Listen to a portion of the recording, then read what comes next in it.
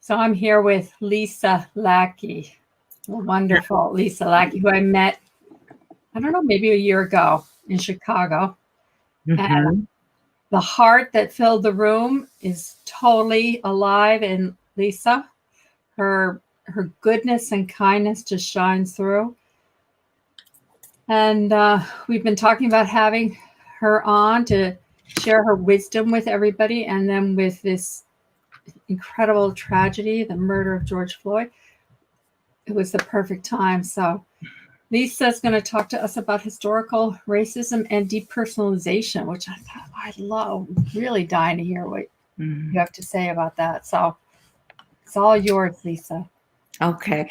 So do people ask questions while we're on here? They could. They can certainly post a question down below. And I'll be able to see it? Should be. Yeah, let's see. Okay. Okay. Yeah, we have people watching right now. So Okay.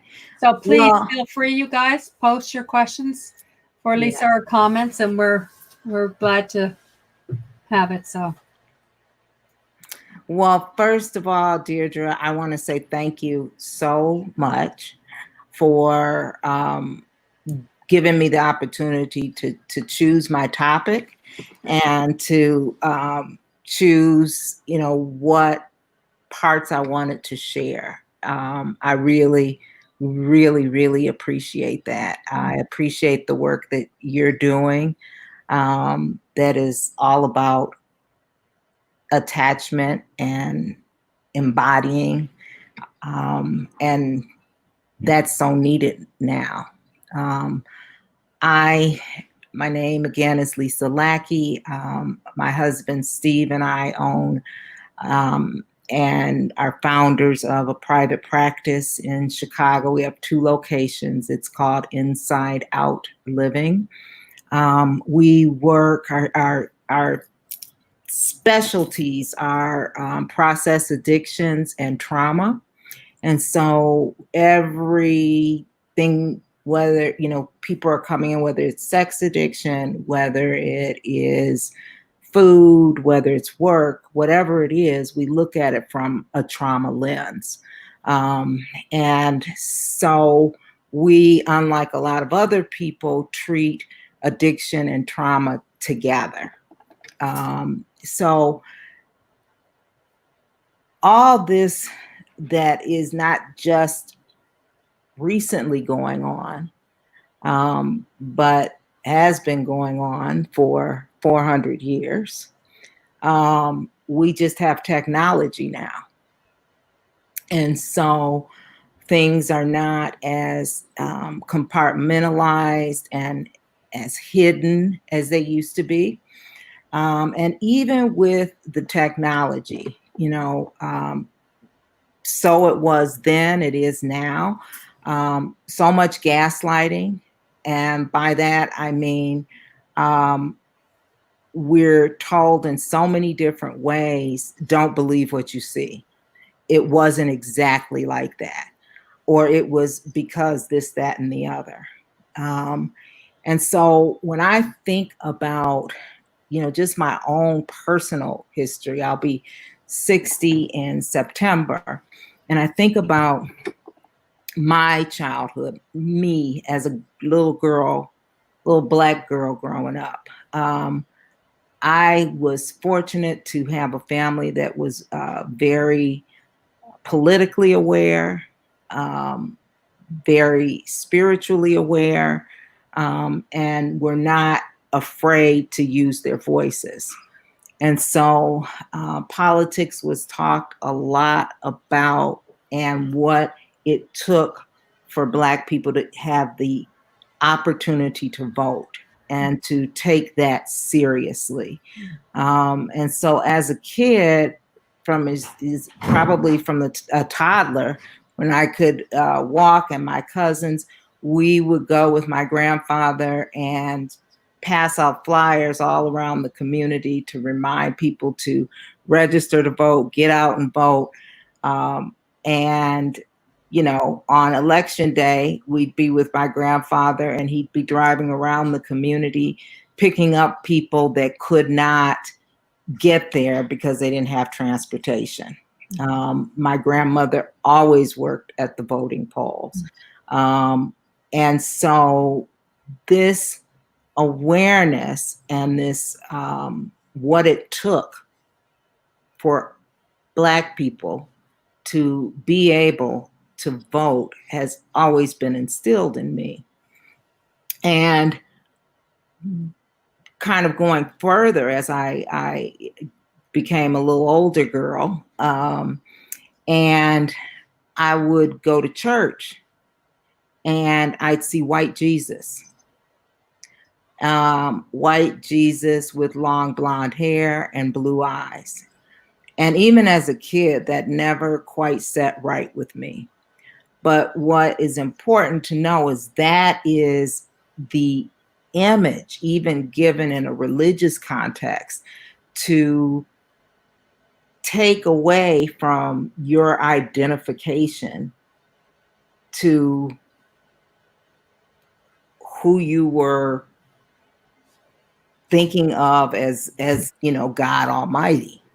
And again, thankfully, I was in a home and extended family where those things were dissected and pulled apart, so that the facts would show, just by nature of, if you're just looking at this as a historical book, by nature of where the locations were, this person would not be blonde, white, and blue-eyed. And the point of that is there was an early message given that other is better.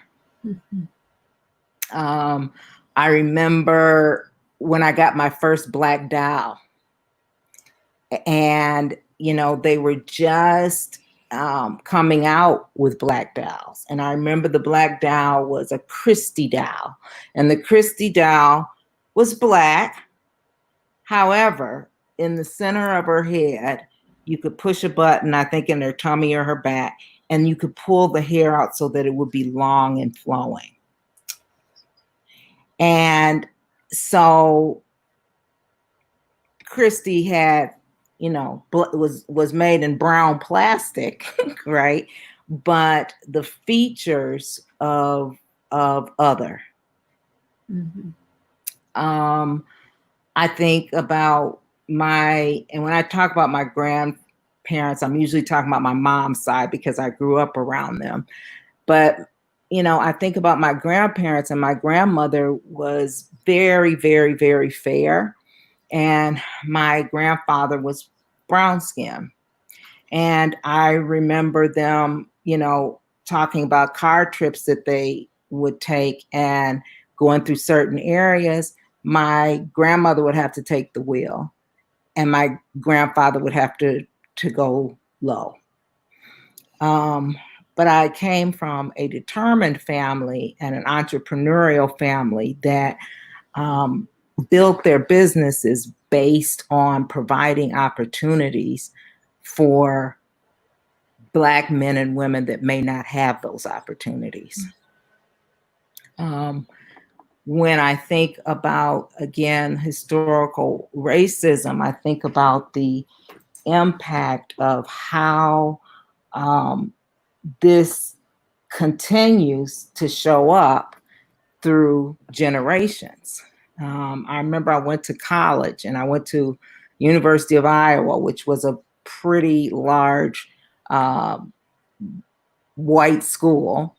And I had roommates, and you were assigned to a room, and we were in a triple. And I got there, I think I was the second person to get there. And the girl, do you hear that beeping? Oh, okay. So maybe it's something in my, okay. And the girl kind of just looked at me. And then the other girl came in, and same thing. And one of the girls' parents, her dad would not come in because he was racist. These girls came from small towns in Iowa. They had never seen a Black person except for the few times maybe on a television commercial. And the difference is that historically, Black people have had to be aware and able to matriculate in and around white people. Mhm. And so, I'm aware of how to be comfortable with myself no matter who I'm with. So many other people, and especially at that time, had no idea, and even, didn't have the idea that racism was not okay. It was just a way of life, you know.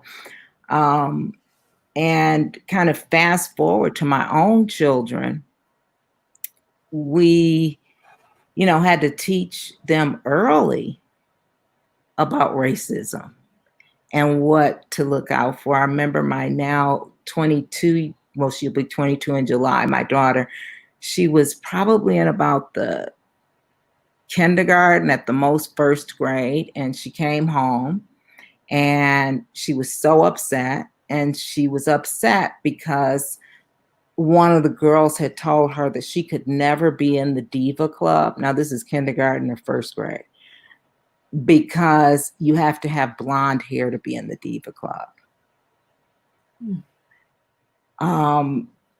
And so, in those spaces, I had to fluctuate between staying in my adult self, right? And wanting to go and terrorize the little girl and her family for hurting my child, Right.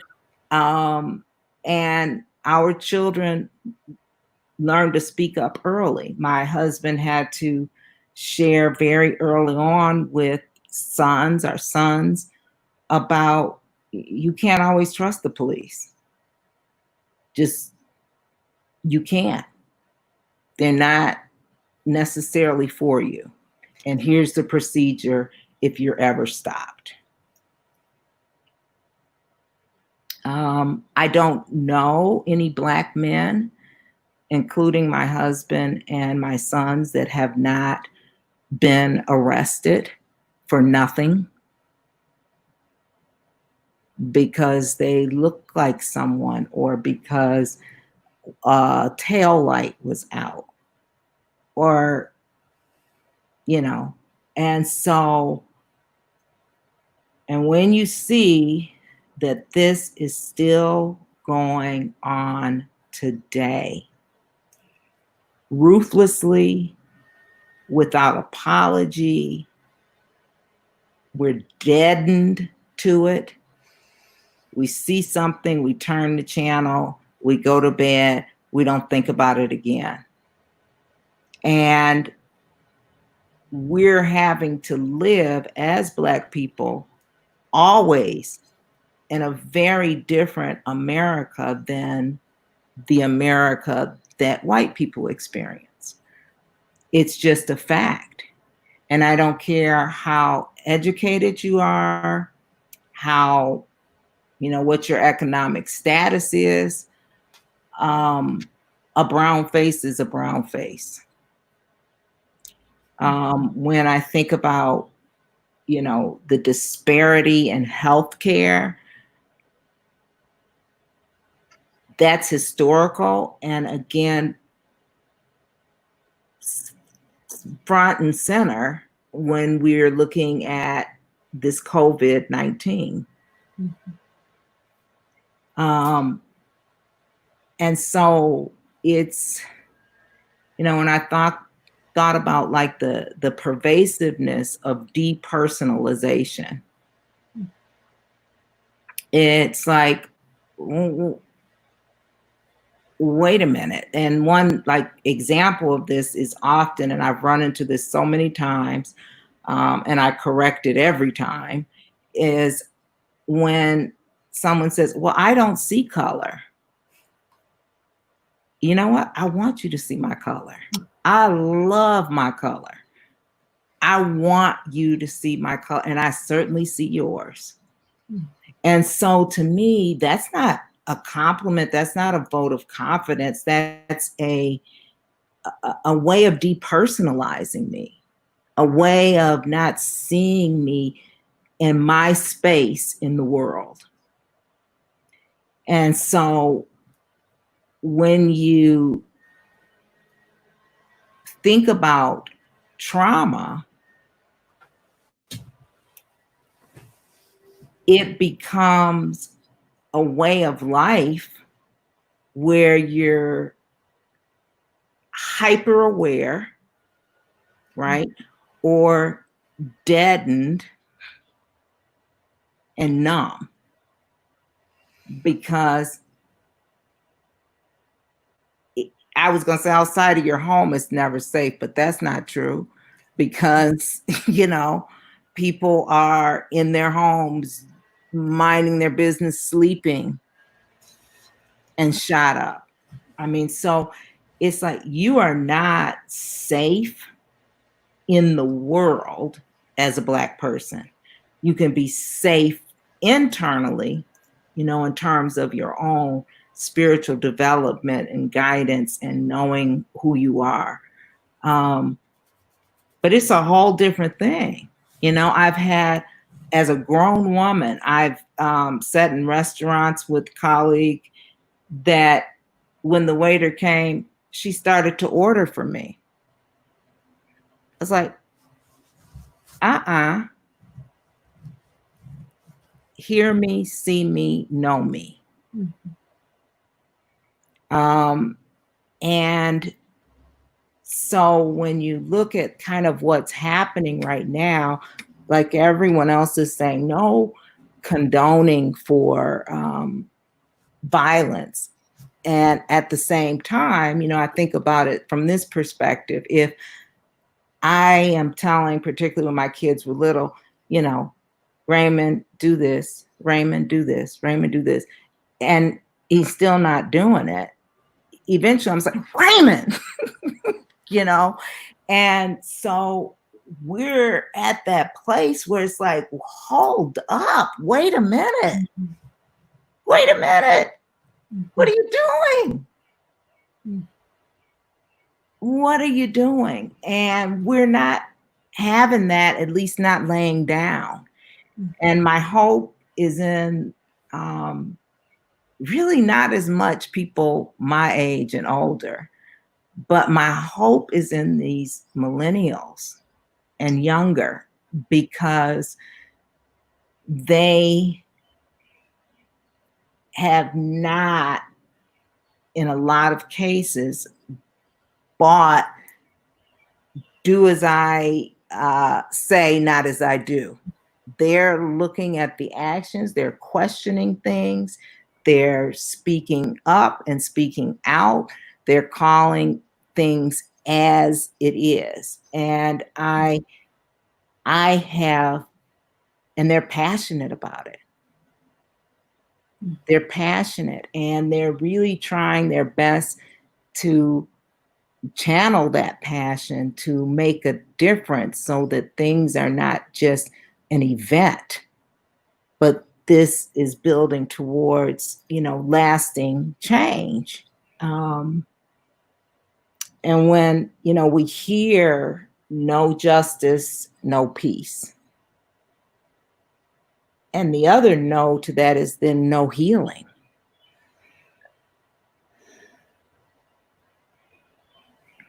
And really understanding, like, what is justice? Because nothing can make up for that thing that was done. Nothing. I wanted to, if it's okay, can I share my screen? I think so. Let's see it. Okay, I think I can. Cool. So I want to just take a few minutes. Can you see that? Yeah, let me add it in here. Cool. It's right there. Uh-oh. I lost. Can you see the Yeah. names there? Okay. Well, And I see what you wrote there, honey. Let me see. It no, that's not what I want. says a Okay, hold decade of on. watching Black people die. Okay, hold And on. There's a poster. Let me see if I can grab it. So okay. I'm going to stop the screen and then I'll go back here and see. Okay, there we go. You got it? Yeah. So I'll come back here, share the screen. One thing about all this staying at home, I'm becoming a little bit better with technology. Okay, do you see that? Here it comes.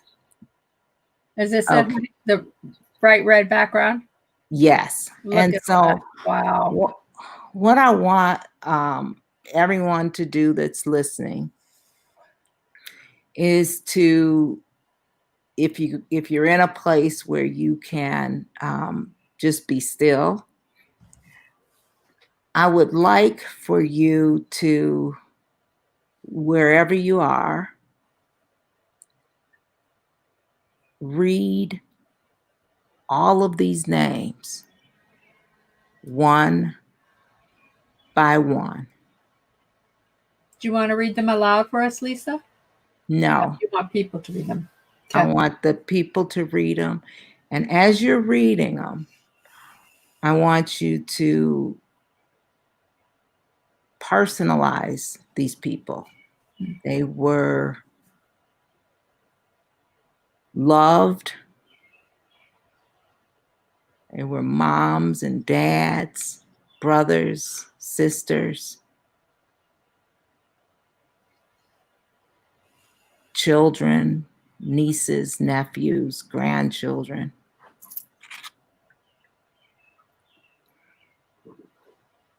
And just stop at everyone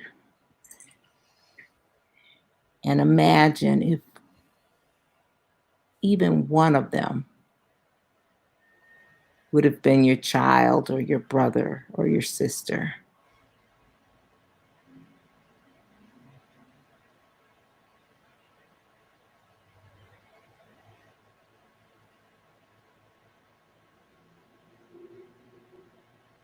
And I want you to go slow. There's a temptation for us to go fast and move through this because it seems like a lot. I want you to go slow.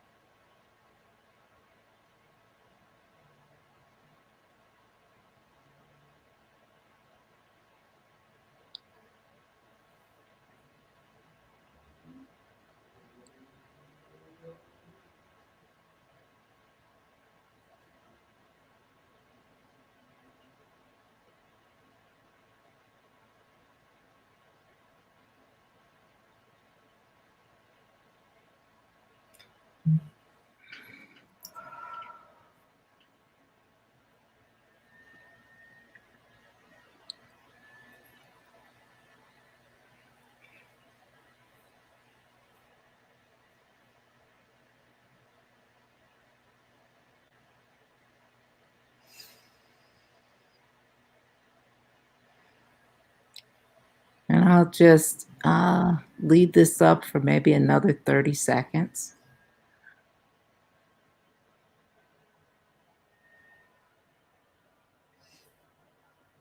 And if you want to screenshot it, do that.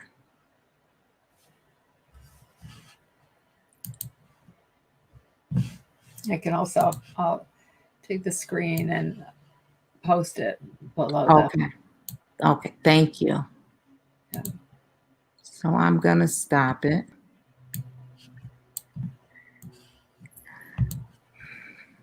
And as a clinician that is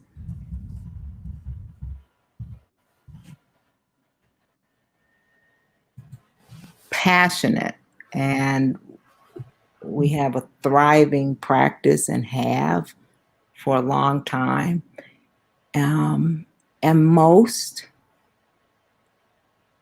of our clients are white, and the clients that come to us that are Black, most of the time it's their very first time going to therapy, and they're there because something has happened that the outcome of that, whether it's a relationship that's going to break up or a job that's going to be lost, or their EAP sent them to us, they're there because of that. And if you look at our professional field, the majority of clinicians are white women.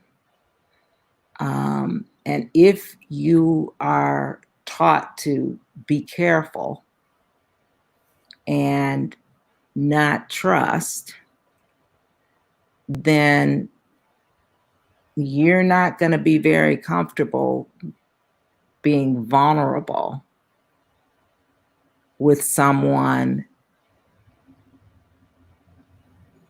that doesn't know you and or isn't willing to know you and to understand by asking questions, what is it like? Mm-hmm. I'm so sick of, like, I'll go to Psychology Today, and sometimes I've put in there Black therapists or something like that. And all these people will show up, and maybe a few of them are Black. And what they're saying, their rationale, which is gaslighting, right? Because you shouldn't be in this section if you're not that. Their rationale is that they're culturally competent. And by whose standards? I was talking to a white colleague today who does a lot of diversity training. And she said, how arrogant of me. I never even considered that I may not be the best person to do that on my own. And so you have mental health issues that are further left unhealed because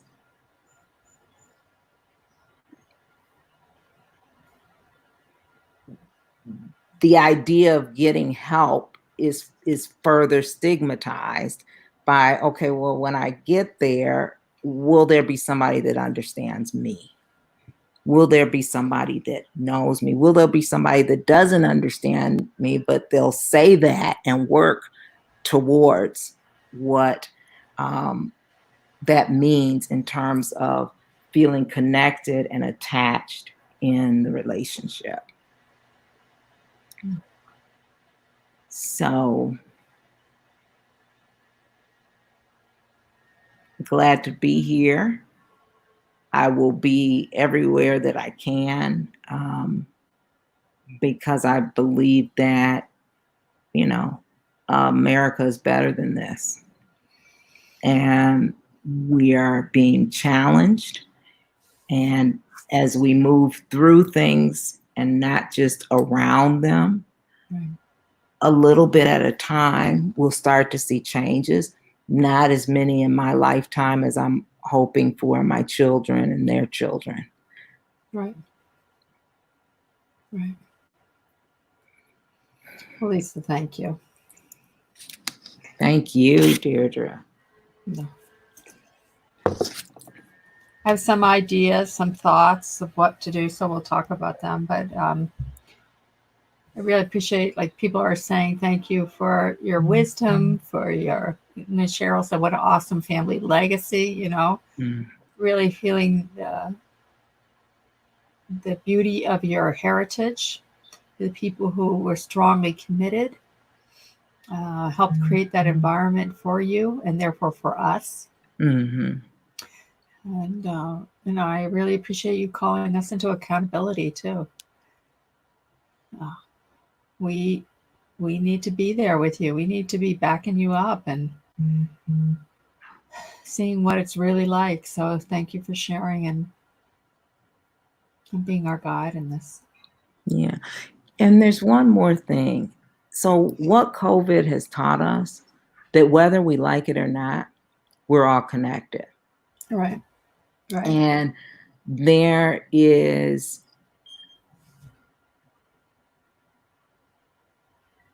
a oneness that has been worked. You know, we worked hard not to acknowledge that. Right. And as a person that is also seminary trained, if you look at the Bible, you know, our behaviors are completely inconsistent with any spiritual teachings. Isn't that the truth? Because the goal is one. Mm-hmm. And so if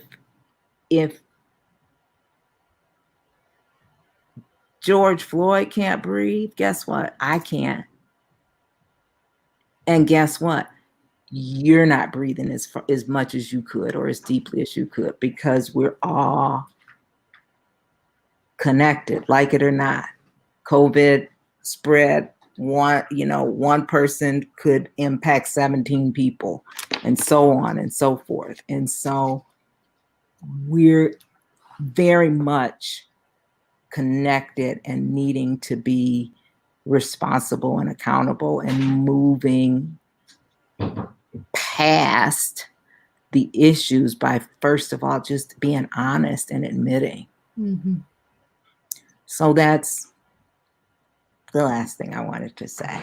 Honey, you can say as much as you want.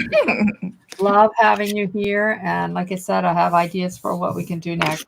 It's really important. Really important. Mm-hmm. So thank you.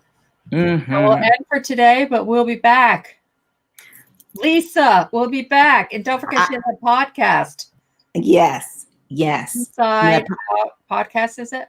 It's Inside Out Conversations. Inside Out Conversations. Yeah. Yeah. So who wouldn't want to be with you as much as they can, Lisa? So, well, I'm thankful for the work you do in the world. We're doing it together. Mm-hmm. Thank you. Can't do it any other way. All right, sweetie. Thank you. All right. Bye-bye. Don't go, though. I just ended that, but